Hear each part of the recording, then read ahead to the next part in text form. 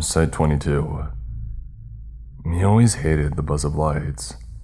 Something about that off-tone, buzzing noise just didn't sit right. It shouldn't be that way, a low, droning buzz, while reading through file after file in a claustrophobic little office. But it was.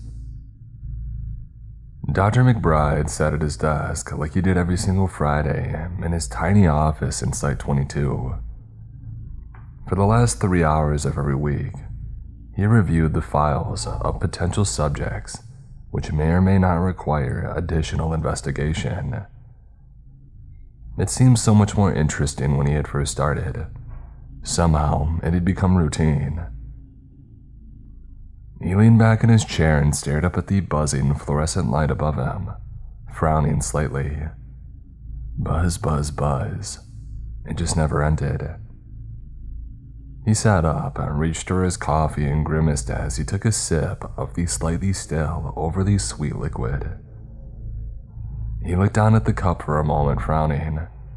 He shouldn't be drinking coffee at this hour. His doctor warned him about his caffeine intake, especially in the afternoon. He slipped his glasses off his face and sighed, pinching the bridge of his nose. He was vacillating. There were still 6 files to get through, and it was already 4:30. He thought to himself that he should feel lucky. He gets to leave every day at 6. He wasn't like one of the research scientists down in the lab, just an A&D evaluator. He was fairly happy with the arrangement, if it wasn't for the dang buzzing. A&D, that's what they called it. Acquisitions and development. Such a clean and sterile way of saying lifelong imprisonment of people who scare us. Of course, he knew why these things were contained. It's not like there wasn't a reason. A good reason, actually. But it still was what it was. He slipped his glasses back on his face and looked down at the file in front of him. Subject: a bunch of scribbled black marks over the name, redacting the information. No names, never names.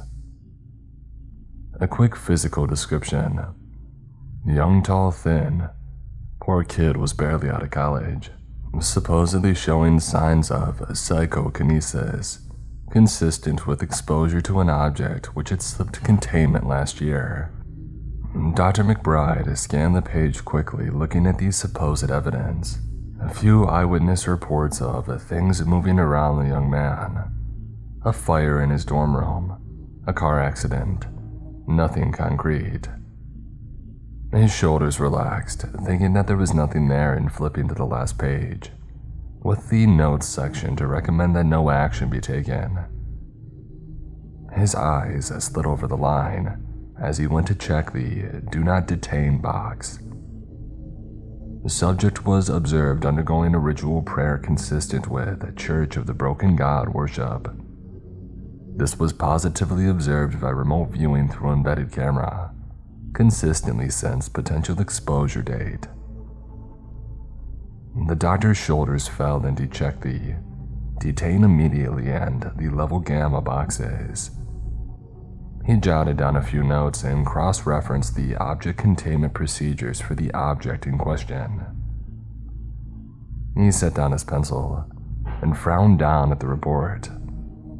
With a few quick notes, he had condemned this young man to either life imprisonment at the outside, or God forbid horrible testing procedures.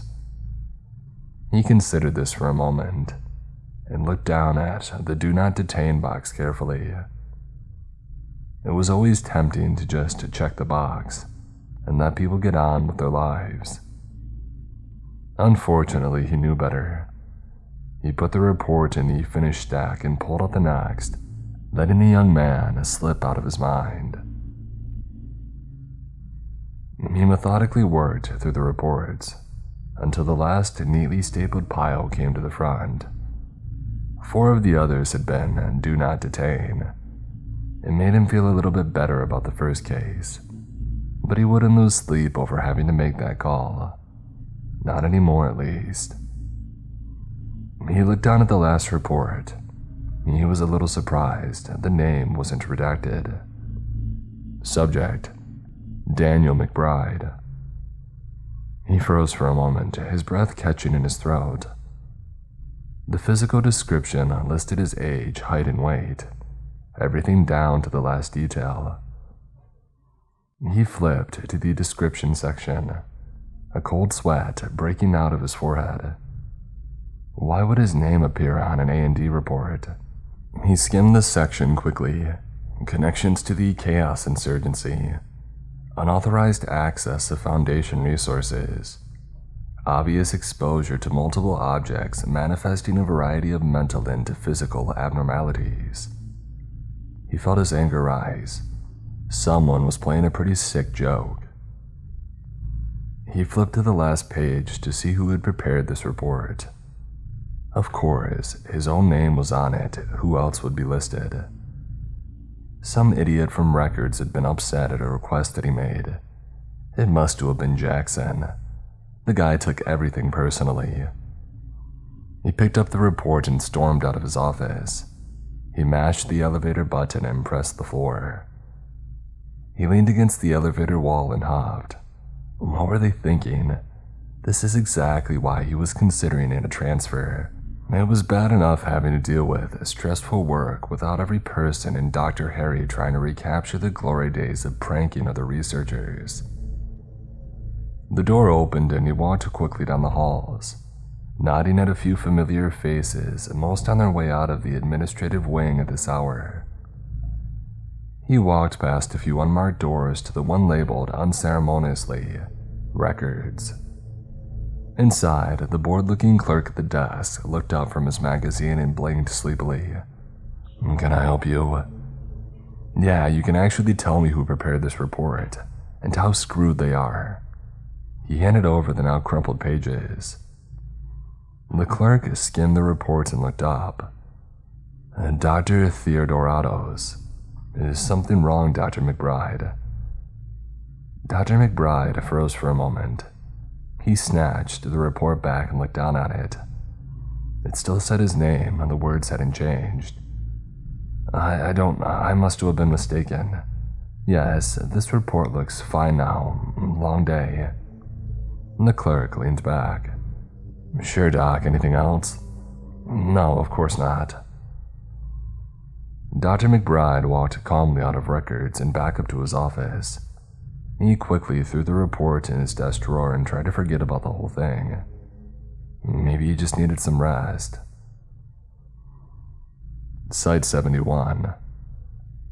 Dr. Theodoratos sat in his office along with Dr. Maddock, looking over Dr. Theodoratos' last A&D report of the day. Detain immediately was off-putting enough, without having to do it to one of their own. Subject: Daniel McBride. Cognito hazard, really? I mean, I guess we all know they're out there, but how? Maddox shrugged. Not really sure how it got in. We suspect that something coded into a report by a mole. Dr. Theodoratos grimaced. So how did they realize that he was infected by it again? I didn't see anything. Dr. Maddock flipped to a page in his copy of the report, shaking his head slowly. Complained about buzzing, and he was short multiple assessments. We found them in his desk with all of the detain immediately boxes rubbed off of the pages completely, erased until the paper shredded. Dr. Theodoratos looked puzzled for a moment. Buzzing, I saw you put in a maintenance request, but I didn't think much of it for evidence. Dr. Maddox stood and walked out of the doorframe. Oh, come on, Alec, they replaced all the ceiling lights with LEDs last year. Better for the environment, yada yada. They don't buzz like the old lights. McBride was raving about them for 6 months. Dr. Theodoratos laughed and said, Oh, of course, that makes sense. Thanks, Jim. So what did they do to the guy? He watched Dr. Maddock walk to the door, turning in the doorframe. From what I've heard, he's been detained at Site 18. Keeps repeating the same phrase. Judge, jury, jailer, no more. Whatever that means. They're probably experimenting to figure out how it happened. Usually they just end up disposing of the subject and dissecting the brain to figure out what the original cognitohazard was. Poor guy.